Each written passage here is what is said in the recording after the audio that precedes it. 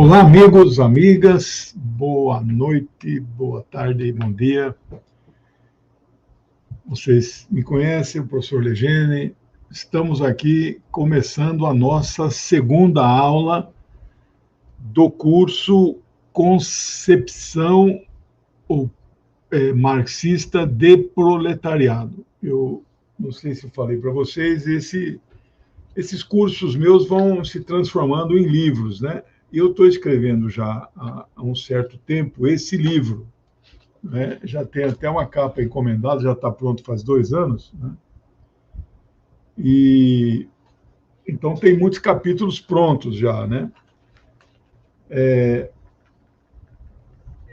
Eu expliquei ontem, na semana passada, a questão da metodologia, bibliografia de apoio, conteúdo geral do curso.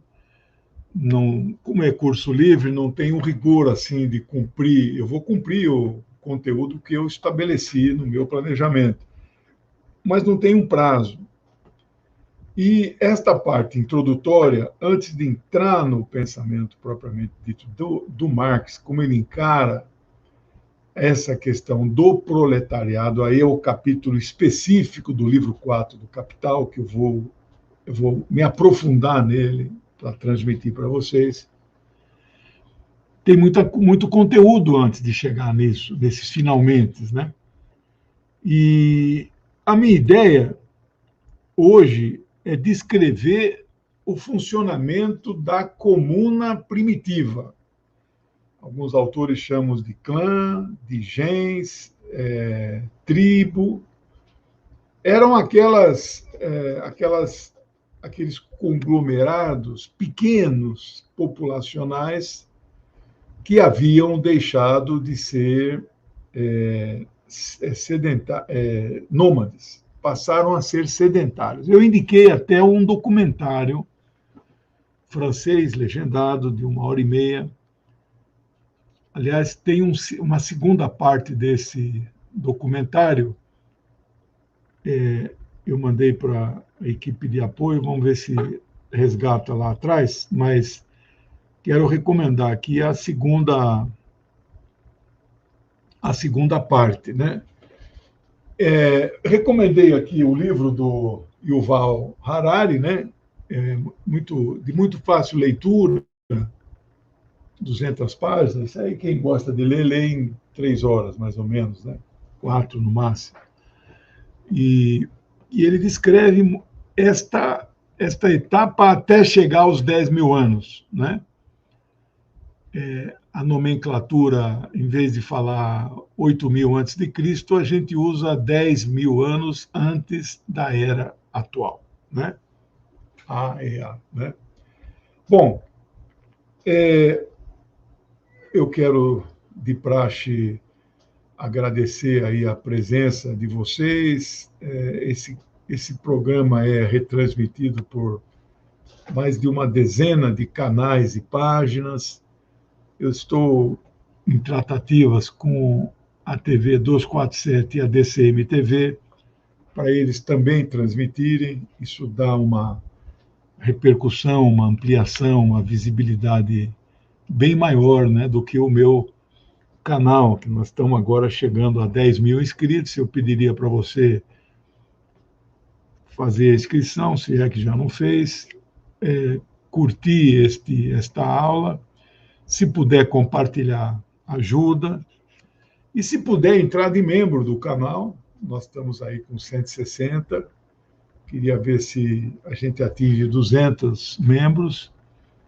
É importante, ajuda o meu trabalho, né?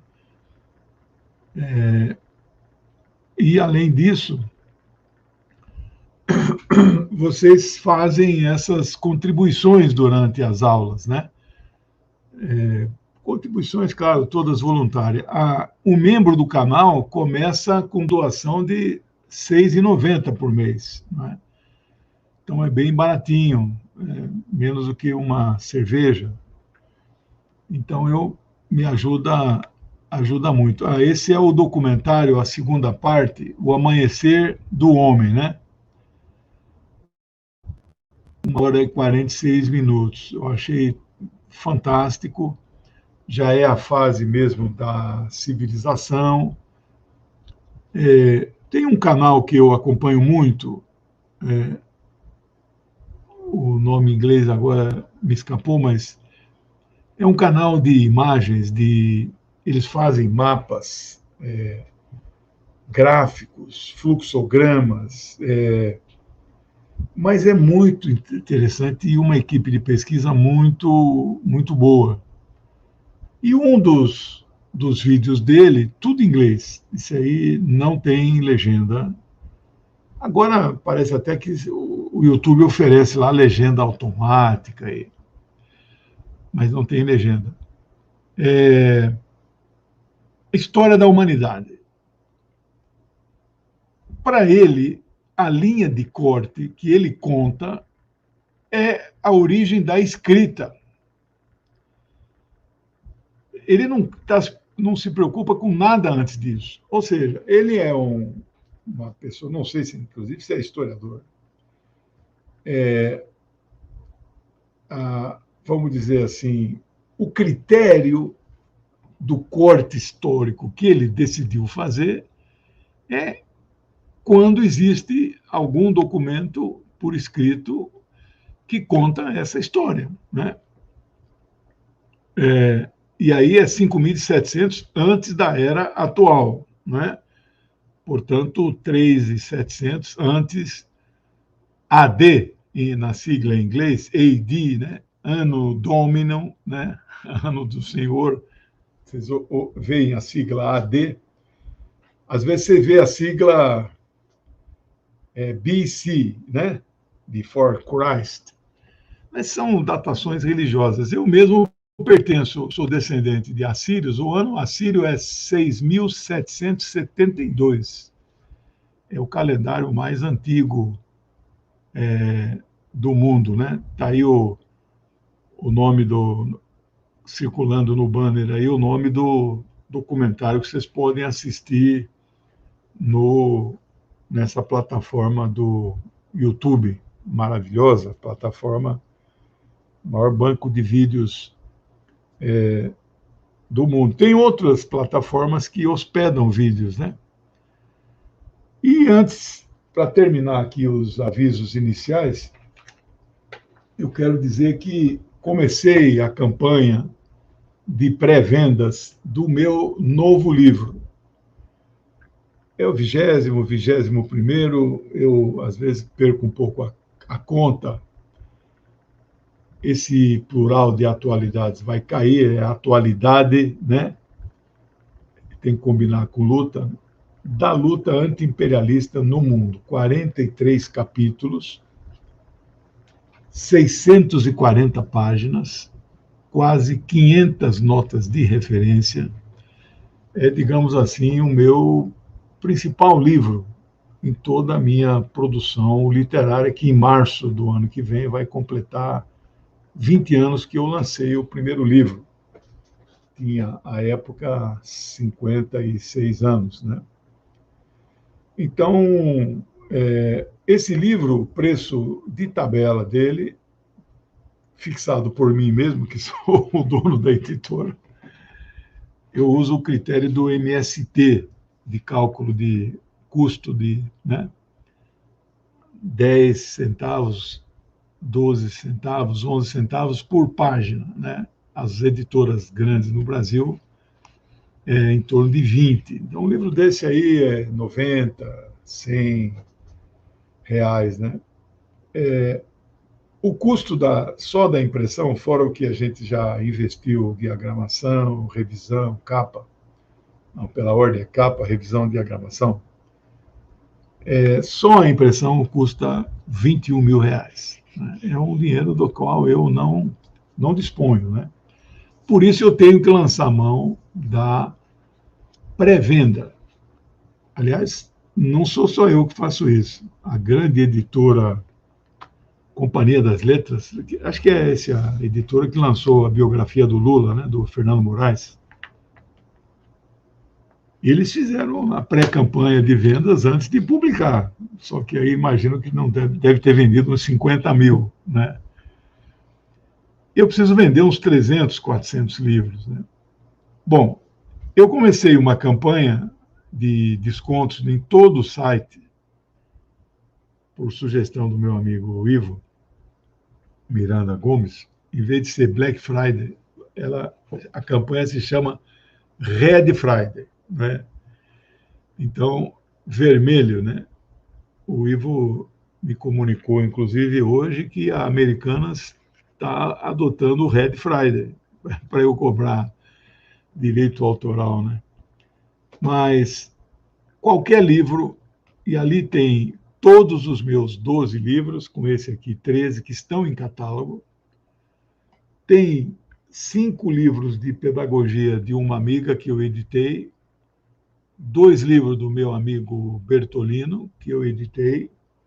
Tem um romance da linha do realismo fantástico, né, do Tolkien, né, o Garcia Marques, né?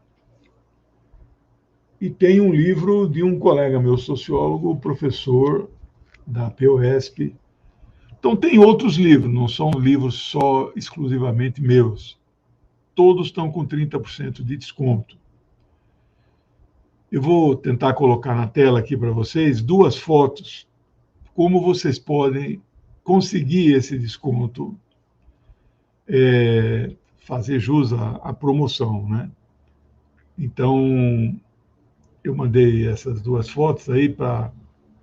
Vamos ver se consigo colocar. A primeira, você tem que entrar no site da editora, não é? E localizar dentro do site da editora o livro específico, que é esse Atualidade, né? Ao localizar, você clica nele e aí você abre não, é a outra foto, não é essa. Essa é a segunda foto. Quando você entra, você tem que ir no site da editora, no livro, você tem que clicar no abrir sacola de compras, não é? Porque essa questão a questão do bônus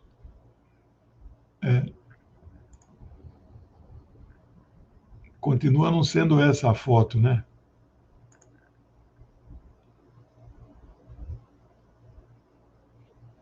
Vamos ver se eu acho aqui a minha.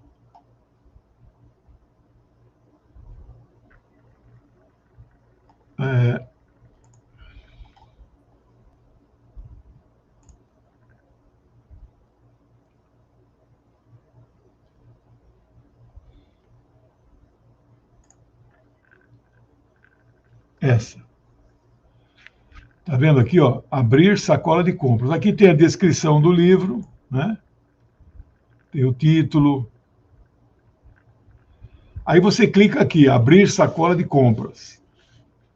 Aí, a outra foto que eu mandei, vamos ver se conseguimos, é que ficou um pouco pequena a letra, né? Aí você, nessa outra tela, vai aparecer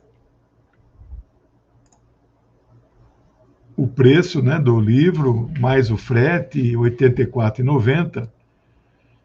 Aí, lá embaixo está escrito assim. Então, aí tem que clicar no adicionar, que já tem outras coisas no carrinho aí, né? Isso. Aqui embaixo, é que já está acrescentado aqui o cupom, né? Tinha que mostrar uma tela sem essa...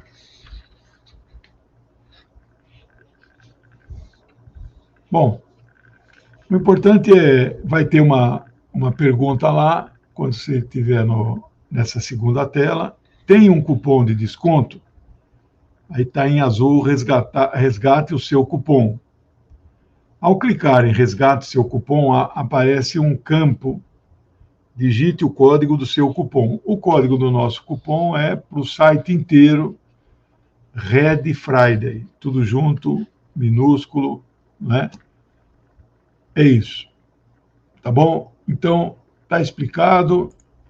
Vamos dar aí por encerrado essa introdução. Quem puder fazer essa aquisição ajuda muito. Até o dia 10 de dezembro eu vou postar todos os pedidos, né? E pode ser parcelado. Obrigado, meu amigo Cleison. Poxa, uma contribuição generosa, né? Aliás, teve, eu acho que já aqui o Paulo, né, já deixou uma contribuição, e logo no começo, o nosso amigo sempre presente, o Gavlinski, né? Bom, vamos lá. Eu expliquei por que o título é Concepção Marxista de Proletariado. Se fosse fazer um curso amplo, o título seria Concepção Marxista de Classes Sociais. Eu vou dar a definição de vários autores sobre classes sociais. Mas o curso tem um objetivo específico de teorizar, mostrar como se aplica a definição de Marx, né, no proletariado moderno do século XXI, que é um proletariado majoritariamente de serviços. O proletariado ou classe operária industrial, que era o grosso da época que Marx viveu, no século XIX, ele se transformou. O setor de serviços, que na época do Marx era quase nenhum, no século XIX, e justamente os 3 ou 4 exemplos que ele dá será este capítulo que eu vou destrinchar com vocês do livro 4 do Capital. Ele vai dar exemplos dos únicos, provavelmente únicos, proletários de serviços que existiam na época dele, né? E vocês sabem, Marx morreu em 1883, né, em Londres. Está enterrado lá no cemitério Highgate, né? O seu amigo inseparável de 40 anos, Friedrich Engels, ainda viveu 12 anos e morreu em 1895. Ainda bem que ele teve esta sobrevida, não é? Porque ele conseguiu editar e publicar com o maior rigor, com a maior fidedignidade, o livro 2 e o 3 do Capital. Marx, em vida, só publicou o volume 1, exatamente em 1867, já em Londres. Na verdade, ele publicava tudo em alemão, né? Então, originalmente, depois é que vinham as traduções prioritariamente para o inglês, né? Bom, então a minha preocupação não é definir a burguesia, classe, a burguesia financeira, a burguesia industrial, a burguesia agrária, a burguesia comercial, tem vários tipos de burguesia. A mais poderosa é a burguesia financeira, hoje, né? Então, a ideia do curso é essa: entender quem é este novo proletariado do setor de serviços, né? Aonde que ele está, né? E eu vou, para o livro, eu estou fazendo pesquisa, eu vou tentar dizer quantos são em cada um dos serviços. Por exemplo, o setor metalúrgico, né? Tem vários tipos de metalúrgico, né? Tem siderúrgico, automobilístico, aeroespacial. Então, eu vou tentar destrinchar item por item. E quando chegar no setor de serviços, por exemplo, turismo e hospitalidade, né? Aí tem hospitais e hotelaria, bares e restaurantes. Quando chegar no setor que eu fui proletário, educação privada, e eu também vou mostrar por que a educação pública não é proletária, né? E educação privada, cultura, setor privado, hospitais privados, tudo isso é proletário. Então, se as coisas caminhar como eu gostaria, este é um livro que deve sair aí março, abril do ano que vem, mas eu quero dar o maior número de dados concretos, informações, tabelas. Quem é esse proletário? Aonde ele está? E quantos são? Eu não vou. Seria muito importante, se eu tivesse estrutura, eu faria isso. Eu não vou dar o perfil desse proletário, como ele pensa sobre vários assuntos, se ele frequenta religiões, não vou. Não tenho estrutura para isso. E não é o objetivo. O importante é a definição marxista. Definição marxista. Quem é e quem não é. E vou dar alguns exemplos assim que vocês vão ficar escandalizados. É para ficar mesmo, né? Vou dar exemplos concretos, porque se a teoria está correta, esse é o meu Pix, quem quiser fazer alguma contribuição direta, né? Se a teoria, e nós estamos de acordo com a definição marxista, que foi desenvolvida melhor por Lenin, essa definição deve valer em qualquer caso. Mas, professor, e se o cara ganha 100 mil? O Marx não condicionou a saber se ele é proletário ou não pelo tamanho de salário. Professor, mas e se ele tem um cargo gerencial? Dependendo do nível do cargo gerencial, ele de fato está mais próximo do dono da empresa. Aí não é o caso de classificá-lo como proletário, mas a maioria desse setor intermediário de direções empresariais, os caras estão muito mais para baixo, para proletário, do que para cima, né? Então, tudo isso nós vamos falar nas próximas semanas, né? Bom, a aula de hoje, propriamente, eu me proponho a discutir com vocês, segundo aqui um pequeno roteiro que eu sempre faço, como era esta comuna primitiva que existia na sociedade que nós começamos a falar na semana passada. Eu coloquei até algumas imagens. Quais eram as funções? Não existia classe nessa sociedade? Não. Da forma como nós conhecemos hoje, de classe social, era inexistente. Existia, então, o quê? Existiam funções.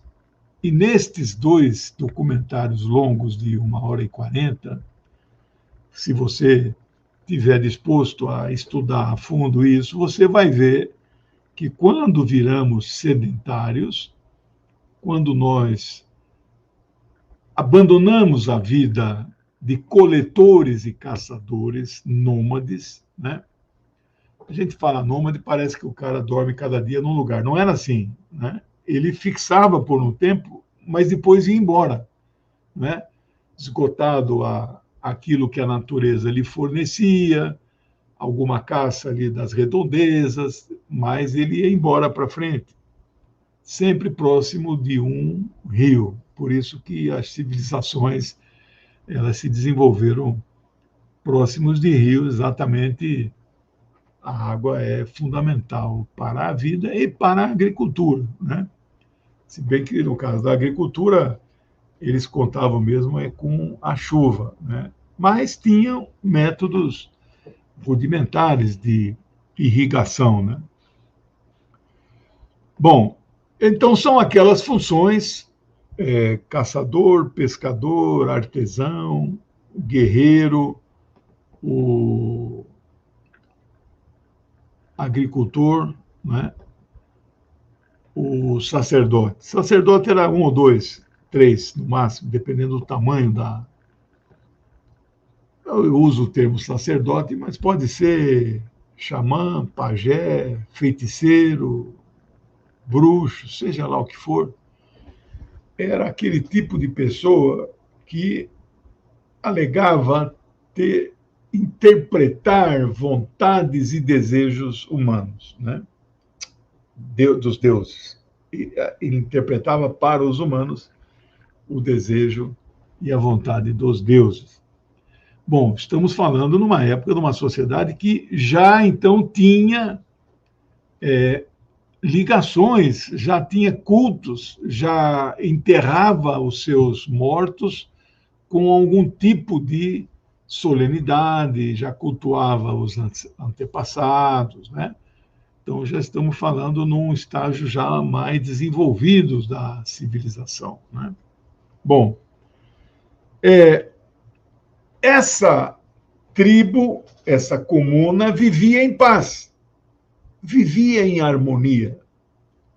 Não havia conflitos dentro da tribo, havia conflitos com as tribos vizinhas. Havia muitas guerras. E aquela época era uma guerra que você fazia poucos prisioneiros, e mesmo esses prisioneiros, você não podia ficar com eles muito tempo, porque custa caro alimentá-los, né? Então, ou eles eram, né, executados, ou, num certo momento, algum sábio de espírito, entre aspas, né, levantou a questão: por que nós não os colocamos para trabalhar para nós? Aí surge o escravo, né? Bom, mas essa harmonia, ela existia porque o principal não existia. O que era o principal? Era a propriedade dos meios de produção. Eu não sei, não vamos entrar em algumas definições da economia política, do ponto de vista marxismo, mas essa eu tenho que dizer aqui. Meios, você relaciona, faz uma associação mental. Meios de produção, meios é o instrumento, né? É a forma, são ferramentas necessárias para que nós possamos produzir. O Zé está fazendo uma pergunta pertinente, mas você vai ter que segurar um pouco a resposta, que não dá para dar agora, né? Mas ele, em princípio, é assim. Mas vou explicar, né? Tem que ter uma justificativa. Os meios de produção são instrumentos, ferramentas necessárias à produção daqueles bens necessários para a sobrevivência dessa comunidade. Estes meios pertenciam a todos. Não havia estes meios de produção de forma individual, privada, né? Tudo era coletivo. O modo de produção comunal se caracterizava pela ponto 1, característica principal: a ausência de propriedade privada dos meios de produção. Segundo, decorrente até disso, também ausência absoluta de classes sociais. Não havia uma classe que dominava e outra classe que era dominada. Isto não havia, né? Portanto, diferenças de funções não é diferença de classe, né? Estamos falando numa época que nem moeda existia, né? A gente fala moeda, é moeda física mesmo, porque moeda em papel mesmo é uma coisa mais nova, né? Então, e a gente nem usa o termo nessa época dinheiro, né? Moeda, moeda. Era um valor simbólico que eles tentavam estabelecer de equivalência. Então, um cabrito, 5 moedas, né? Uma vaca, 25 moedas, né? Então, mas era tudo muito precário. O comércio que surge nesta época, porque surge o comerciante, que tinha a função de articular o produtor e o consumidor, o comércio era mais estabelecido pelo escambo, pela troca de produtos, ou in natura, ou às vezes vivo, né? Trocava-se produtos vivos, quando se trata de animais, ou produtos agrícolas. Eu não sei se falei semana passada, boa noite a todos, né?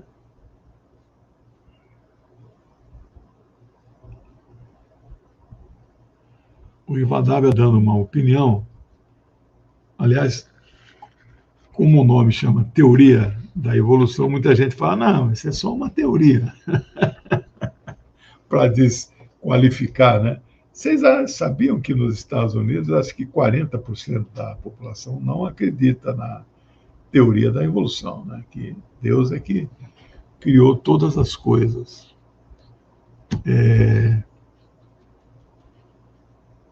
Comecei a assistir uma série científica narrada pelo Morgan Freeman sobre ciência, que agora eu esqueci o nome da série.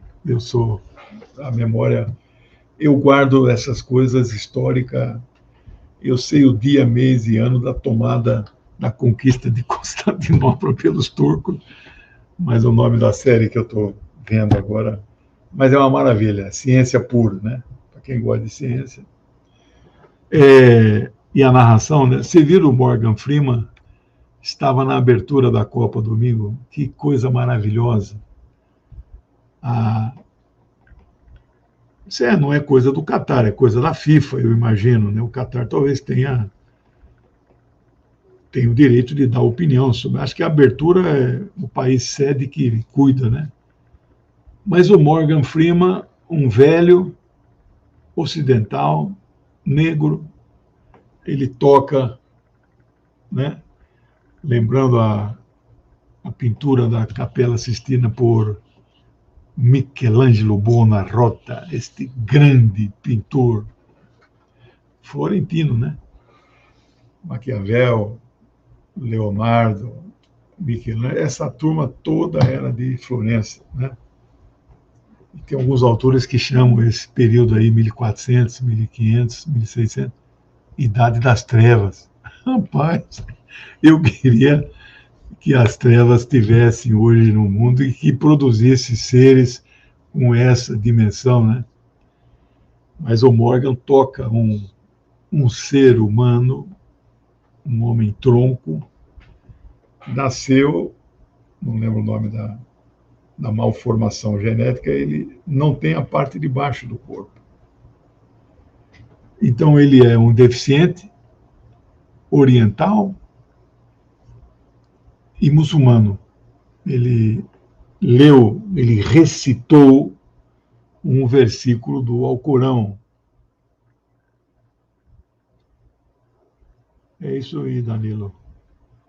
Você aqui faz um comentário bastante pertinente, não é? As religiões são instrumentos do capitalismo, né? Agora, como que você concilia isso, eu não sei. Eu não tenho nenhuma religião, sou ateu, não tenho medo de dizer isso. Meu ateísmo é o ateísmo científico, mas sou um respeitador de todas as religiões. Mais do que isso, eu sou um estudioso das religiões, mas não sou um expert. Conheço superficialmente umas 12, 13. Conheço, assim, de ler os dogmas, de frequentar, de fazer algumas entrevistas, né? Sociólogos todos têm esta curiosidade científica, porque, como dizia o Durkheim, fatos sociais, religião é um fato social. E nós temos que estudar, é um fenômeno, não é? É objeto dos sociólogos estudar a religião, instituições, Estado, igreja, classe, né? É um fenômeno, né? Bom, esta época que eu estou descrevendo já tinha religiões, né? Bom, essa harmonia na comuna primitiva, né? Agricultor, artesão, guerreiro, caçador, pescador e pastor, mais o sacerdote, que era um, dois, sei lá. Essa harmonia acabou um dia. Por que esta harmonia acabou? Como é que a igreja, a religião cristã, antes dela, a judaica, o Velho Testamento são livros judaicos, herdados pelo cristianismo, Jesus educado na religião judaica, dizem, né, os que são expertos na vida dele, que ele falava o hebraico, porque tinha que ler as escrituras em hebraico, mas ele também falava em aramaico, que era a língua franca na época, né? Que era a língua originalmente do meu povo, né? Do assírio. Hoje quase ninguém mais fala o aramaico. Os assírios foram arabizados. O Império Árabe conquistou os remanescentes da civilização assíria e eles acabaram assimilando a língua e hoje poucas comunidades na Síria falam o aramaico. Malula é o nome da cidade que esta todo mundo fala, mas é pouquíssimo, é considerado já quase, não é ainda uma língua morta, mas é quase, né? Então Jesus falava e Jesus cria uma nova religião, uma nova aliança, como se diz, né? Ele rompe com a velha aliança, mas rompe sem desprezar os livros sagrados, os ensinamentos, né? Então, ele faz, digamos, uma conciliação, esse é o termo. Como Maomé, Muhammad, né? Os muçulmanos não gostam de que vocês usem o nome ocidentalizado, é Muhammad ou Mohamed. Maomé, ele, segundo a tradição, ele, em contato com o representante de Deus, que era o anjo Gabriel, ele ouviu, recitou, decorou as passagens do livro, esse aqui fica bem aqui na cabeceira, que é o livro Alcorão Sagrado, né? Essa aqui é a 19ª edição brasileira, traduzida pelo professor, não sei se ele é vivo ainda, é meu amigo, eu tive com ele várias vezes, Samir El Hayek, né? Então, o Muhammad, ele também ele recepcionou o conteúdo do Islã, não rompe com o cristianismo nem com o judaísmo, tanto que o povo judeu, né, e os seguidores da religião cristã, não existe povo cristão, eles são protegidos pelo Alcorão. Muçulmano que persegue, mata ou discrimina judeus e cristãos não é um muçulmano verdadeiro. Ali está claro. É preciso proteger os seguidores do livro. Que livro? O livro, a Torá e o Novo Testamento, que até o ano de 325, esses 4 evangelhos canônicos já estavam consolidados como, digamos, oficiais. Todos os outros já haviam sido rejeitados. E já havia sido feita a compilação da Bíblia cristã, que são esses evangelhos, mais algumas cartas de apóstolos, né? E o Velho Testamento. Bom, mas essa harmonia, em algum momento, ela se alterou. E como é que o livro sagrado, a Torá judaica, que é o Pentateuco, né? Que é o Velho Testamento dos cristãos, como é que está escrito no texto religioso, sagrado para quem crê nele, que a harmonia no paraíso acabou? Tem que ter uma explicação, né? Essa harmonia, como é que ela... Eu tenho aqui umas anotações, só que agora eu não vou achar onde está. Na aula que vem eu prometo que eu vou... Umas anotações de um livro que eu li do Reza Aslan, né? Que descreve esta ruptura no Velho Testamento, a expulsão do paraíso. O paraíso é a comuna primitiva, é a harmonia. Você já imaginou isso? Né? Então, só ouvindo um professor que esposa o método dialético, né, e também o materialismo histórico, para você ter esta visão de mundo. Né? O redator do Velho Testamento, que viveu ali em torno de 200 antes de Cristo, né, os livros do Velho Testamento foram escritos mais ou menos nesta época, por 4 escolas. Não tem esse negócio que 3.000 anos, Abraão, Davi, né? São figuras lendárias, não há nenhuma prova arqueológica, documental, de que qualquer personagem do Velho Testamento tenha existido. Mas os livros contam esta história, nós temos que respeitá-los, né? Então, o Gênesis é que descreve a expulsão do paraíso do casal primordial. Né?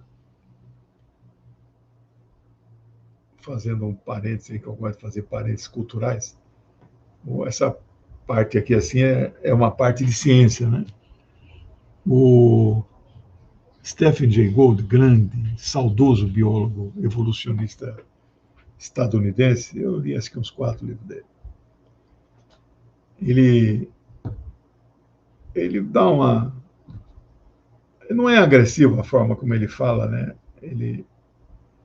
Por que os pintores da Idade Média retratavam Adão e Eva com um umbigo? Se você falar isso para um cara mais radical, ele vem para cima de você. Se ainda for um evangélico bolsonarista, por que ele tem umbigo se ele foi criado, né? Vitor, a cultura islâmica é bonita, os arabescos usados na arquitetura, com até as edificações. Legal, é isso mesmo. O Islã proíbe retratos, imagens. Você não tem uma gravura em que você tenha o desenho da cara do profeta, Muhammad. Ele é retratado como uma aura, né? Não tem rosto. Não pode ter. Bom, a criatura criada por Deus. Então, em que momento que cessa a harmonia? Aí entra a nossa ciência marxista. A harmonia desaparece quando se modifica o modo de produção comunal. Essa é a chave, o segredo. Né? que só Marx desvendou, né? Ricardo, Smith, eles arranham. Quando eu definir classes sociais, eu vou mostrar a definição de Smith e vou mostrar a de Marx. Ela é melhor, mas ela é parecida com a do Smith. Por isso que eu digo sempre, não dá só para ser marxista, tem que ser leninista, porque Lenin é que vai dar uma definição melhor, e nós vamos ver aqui essa definição, né? Por que então a harmonia cessou? Houve o desenvolvimento e a modificação do modo de produção. Mas por que o modo de produção se modifica? Então, nova definição. Já sabemos o que é meio e o que é modo. Modo, o nome está dizendo, associa a chave mental, associa com maneira. Modo é maneira.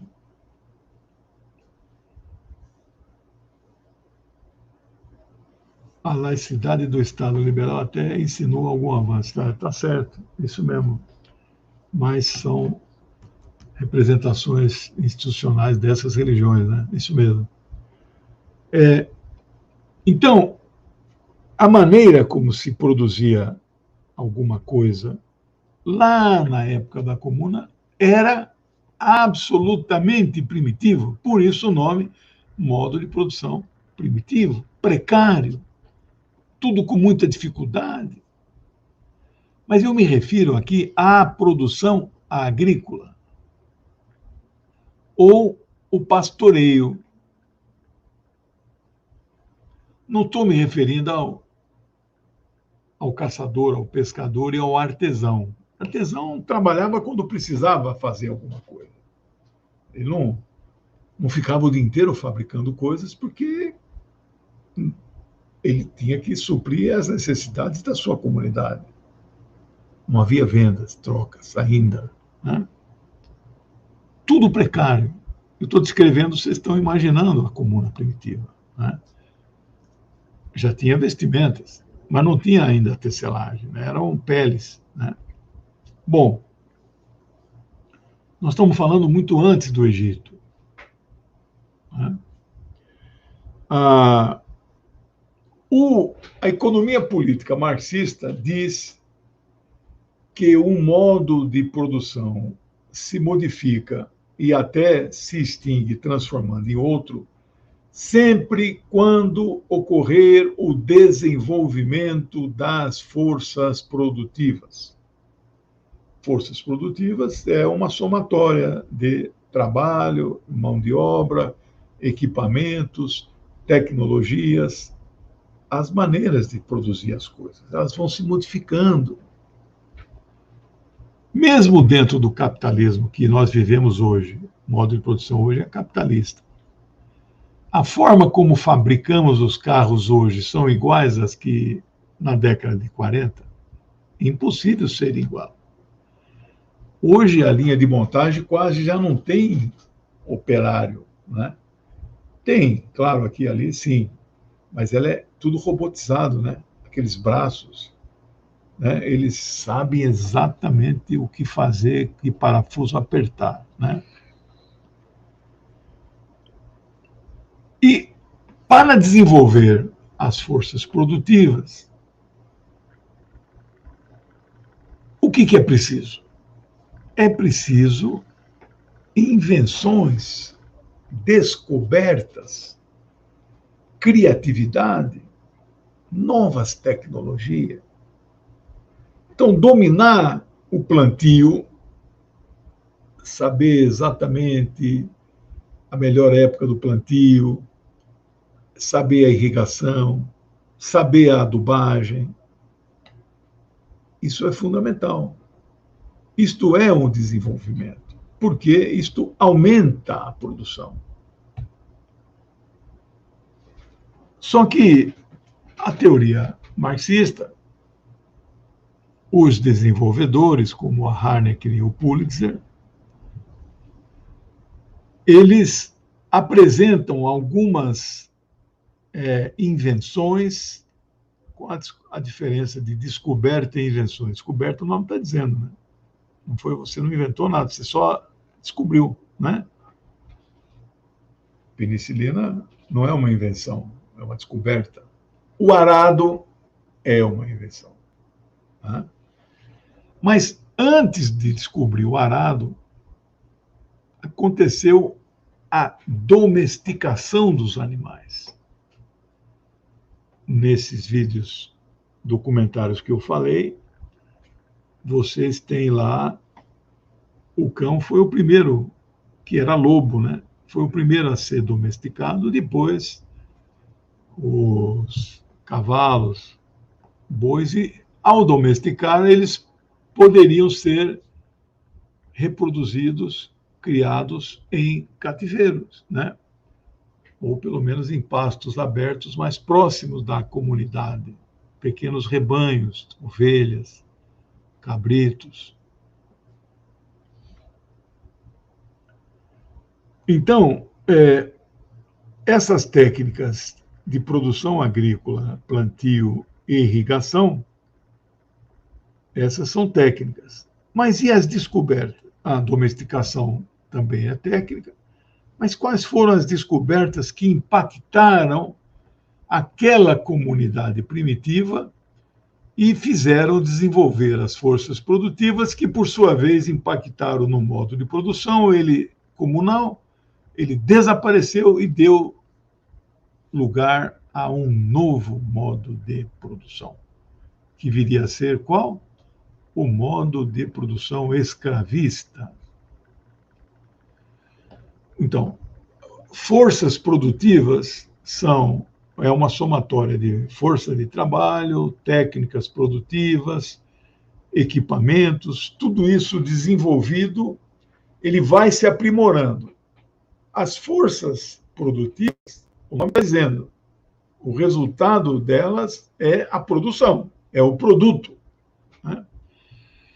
E o que faz desenvolver estas forças produtivas? Mão de obra é a mesma, modificam-se as técnicas produtivas, sempre você vai imaginando, aí descobrindo, testando novas técnicas e inventando novos instrumentos. E qual foi a invenção determinante que liquidou praticamente o sistema comunal, primitivo? A invenção do arado.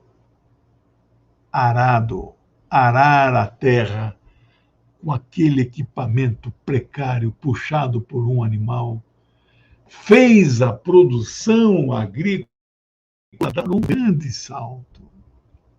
Isto é o desenvolvimento das forças produtivas. Né?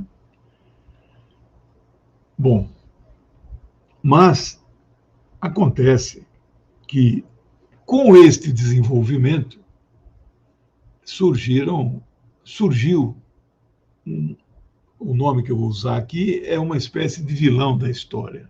Né? Mas tem vilões que fazem a história se desenvolver. Surgiu o excedente de produção. Produzia-se muito mais do que se consumia aquela pequena comunidade de famílias. Bom, aí foi necessária uma outra invenção. O vasilhame, o jarro de barro, para guardar este excedente. O trigo, o arroz, né? Que são os primeiros grãos assim fundamentais da civilização. Né? E esse excedente que você guardava, se guardou muito tempo, ele vai estragar. O que é que você, então, começou a fazer com este excedente? Fazia as trocas. É o comércio, né? Entre comunidades próximas, vizinhas. Né? Quando já se estabeleciam pequenas cidades, você tinha um local no centro da cidade onde faziam essas trocas, era o mercado. Mas o marxismo também aponta outras invenções que impactaram a produção, né? O machado, né? Você cortava a árvore melhor. Aí então nós já não é mais idade da pedra, nem idade do bronze, idade do ferro, né? O bronze é mais recente que o ferro. Então, estas invenções, nós já tínhamos a lâmina. E aí bastou o cara, porque antes do machado mesmo afiado, já usinado, né, existia um machado de pedra, a pedra lascada, né, sílica, né? Algum momento um primitivo lá pegou, cortou a mão. Ele viu que a pedra estava lascada de tal maneira que existia uma lâmina natural ali. E ele olhou, pensou, falou: se eu colocar isso com um cabo aqui e amarrar, ele produziu não só uma arma, mas produziu um instrumento de trabalho. Cortar árvores com mais facilidade, construir pequenas cabanas, né? E para fazer o arado, você tem partes do arado que são de madeira, né? Há que se registrar duas outras invenções, não é? O arco e flecha, não é? Curso de Filosofia Política e Economia Marxista. Pode ser. Esse aí eu encaro com muita facilidade, né? Vamos ver. Pode ser. Aí vai surgir o livro, né? Economia Política Marxista para Principiantes, né? Essa coleção vai longe. Produtos para mercadoria. É que o conceito de mercadoria é diferente de produto. Tudo que você produz é produto. Ele só se torna mercadoria quando ele é comercializado. Nós não vamos abordar isso, mas o que eu vou dizer aqui, o exemplo que eu sempre dei, minha mãe era costureira, né? Ela costurava também. Quando ela fazia uma roupa para ela não produzia uma mercadoria, ela produziu o chamado valor de uso, né? Mas quando ela vendia essa mercadoria, esse vestido que ela produziu, ele se transformava em uma mercadoria, ele tinha um valor. É claro, ela nunca teve uma empregada trabalhando para ela como costureira, né? Então, Marx diz que ela é trabalhadora de si mesma, ela explorava a si mesma. Então, ela nunca ficou rica por isso, coitada, aposentada com salário mínimo, mora aqui comigo.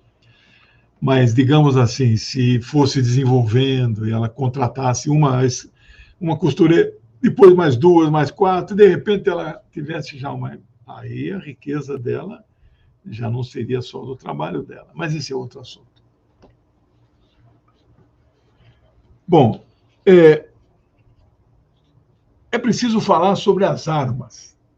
Existiam armas, arco e flecha, a lança, o próprio machado, faca, essas coisas eram armas.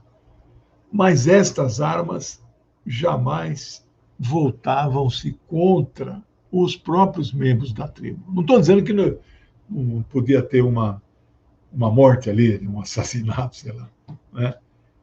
Mas por motivos outros, que não a dominação de classe, que não a diferença é que você é rico e eu sou pobre.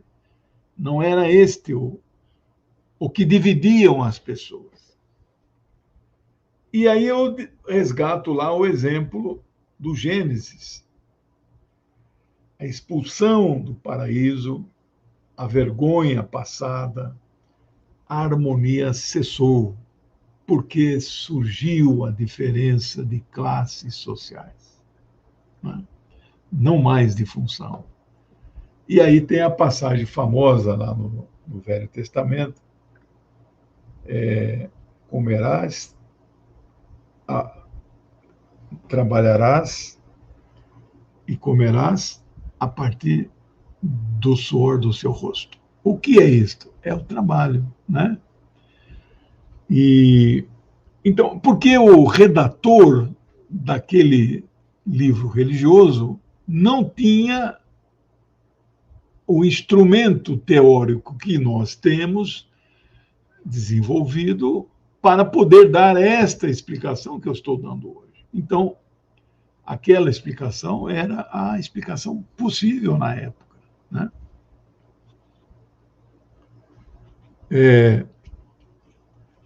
Mas ainda não está claro por que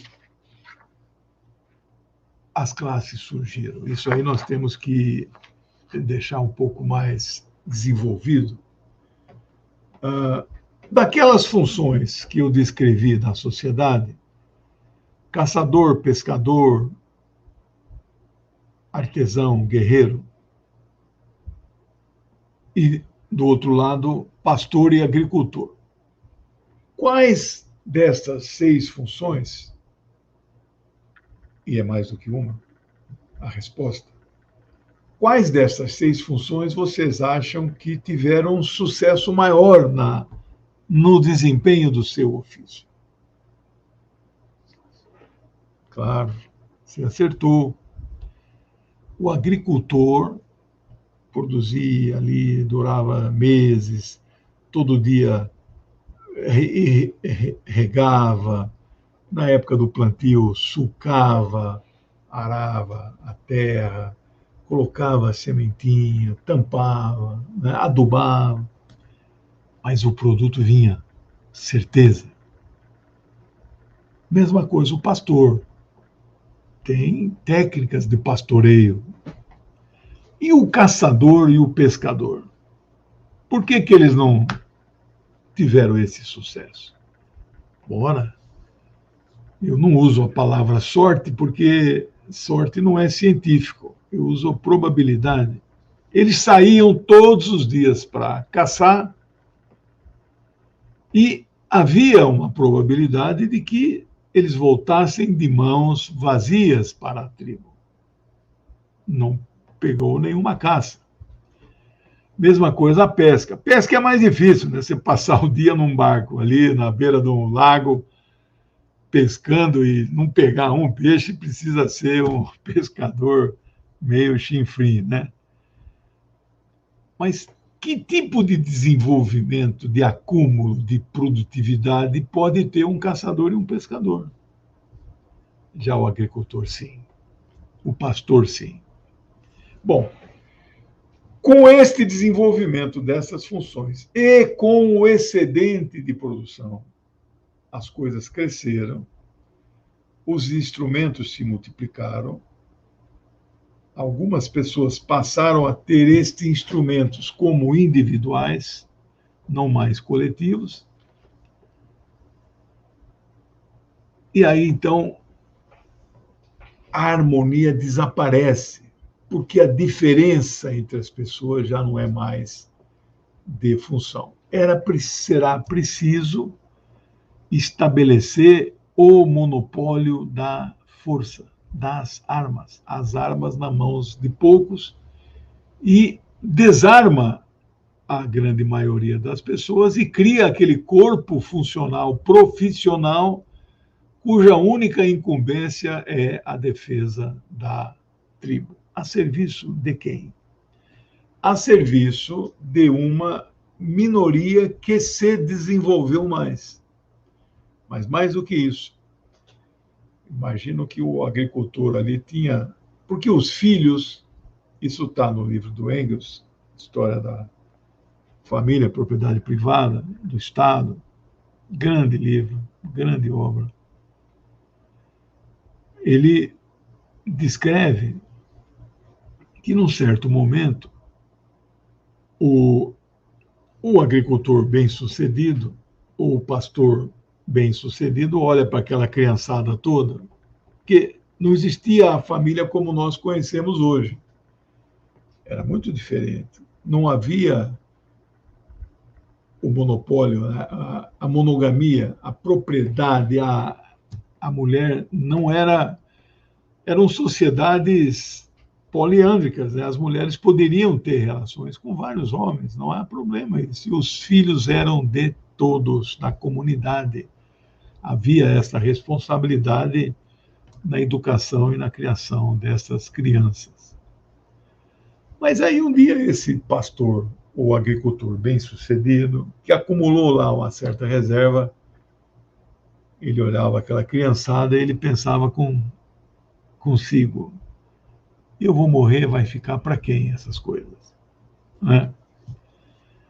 Bom, aí foi necessário estabelecer uma alteração da família também naquele momento. Então, instituiu-se a monogamia. Aí surge o patriarcalismo, né? A mulher, então, reservada na tarefa de cuidar da prole, cuidar da alimentação, né? Desse núcleo familiar, moravam todos juntos, avós, tios ali, né? Então, aí se altera. Há um assunto que eu não vou entrar no curso, é que quando surgem as classes, aí surge a classe dominante e os dominados, surge também a necessidade de criar um aparelho estatal que monopolize a violência, as armas, e que seja um instrumento que garanta a dominação e uma certa harmonia, só que agora uma harmonia forçada, não natural. Que instrumento é esse? O Estado. Surge o Estado. E aí, o resultado disso, do desenvolvimento das forças produtivas, o excedente de produção, a alteração do modo da estrutura familiar, não é? Todos esses fatores, criação do Estado, obrigado, Érica, fez com que se modificou o modo de produção comunal, que desapareceu, não é? Sumiu, não existe mais a comuna primitiva. E que sistema que vai surgir? O modo de produção escravista, cuja característica principal é o próprio escravo, o ser humano é ele próprio o meio de produção, a ferramenta com que se fabricam e se produzem outras coisas, e não fica com este escravo o produto do seu trabalho, totalmente monopolizado pelo proprietário desta ferramenta, que era um ser humano. E aí Marx vai dizer, né, e nós não podemos fazer um julgamento moral, mas Marx vai dizer, o sistema escravista, por mais injusto e ruim que ele seja do ponto de vista ético e moral, ele foi um grande avanço no desenvolvimento da civilização. Então, o aparecimento desta classe, o surgimento do Estado com o monopólio da força e da violência, é sim a criação de uma nova sociedade, um novo modo de produção e uma sociedade cuja característica principal é a desigualdade, é a diferença e é o surgimento das classes. Portanto, a propriedade dos meios de produção, que eram coletivas, deixam de ser coletivas e passam a ser privadas. Então, a característica principal da sociedade de classe escravista é a propriedade privada dos meios de produção. Essa é a principal. A segunda, o ser humano escravizado, ele é em si a própria ferramenta, o próprio instrumento, o próprio meio de produção. Bom, eu estou considerando explicado o mais resumido possível, com base nos autores marxistas, o surgimento das classes, o desaparecimento da comuna primitiva. Na próxima aula, nós vamos falar das outras duas sociedades divididas em classes que nós conhecemos, né? Depois do escravismo, que é o feudalismo e o capitalismo. Não vou me deter muito nisso, porque não é aula, não é curso de economia política.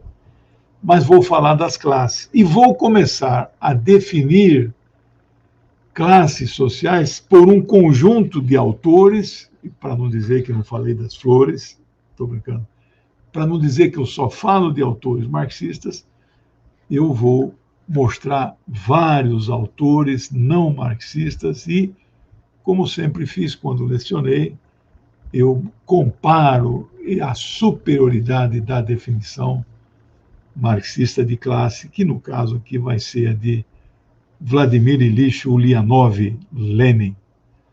Tá bom? Eu até poderia falar um pouco mais, agora às 8h30 eu me comprometi com a amiga Rosa Sarkis para fazer o programa lá do canal dela, Painel Brasil, tá bom? Tudo de bom para vocês, obrigado, bom resto de semana, até quarta-feira da semana que vem, com nova aula, tá bom? Beijão, tchau pessoal, até!